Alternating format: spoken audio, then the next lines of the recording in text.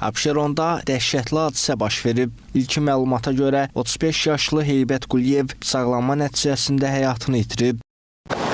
Məlum hadisə Xırdalan şəhəri Nəsibə Zeynalova 17 ünvanında məhz bu binanın qarşısında qeydə alınıb.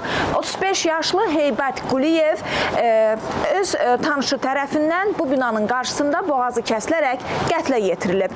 Məlum hadisədən sonra meyit aidiyyət üzrə təhvil verilib, fakt araşdırılır.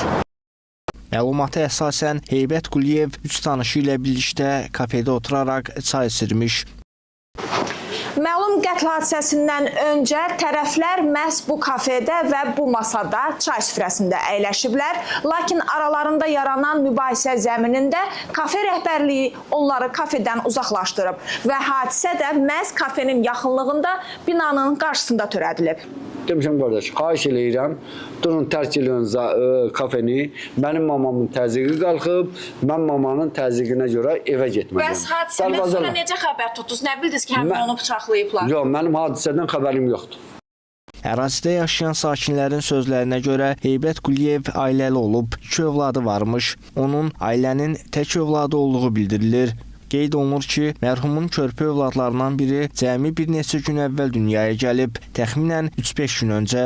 Daxili İşlər Nazirliyinin mətbuat xidmətinin əməkdaşı polis leytenantı Elbrus İbrahimov APA'nın sorğusuna cavab olaraq bildirib ki, cinayət əməlini törətməkdə şübhəli bilinən 1998-ci il təvəllüdlü şəxs saxlanılaraq istintaqa təhvil verilib. Hadisə ilə bağlı hüquq mühafizə orqanları tərəfindən araşdırma aparılır.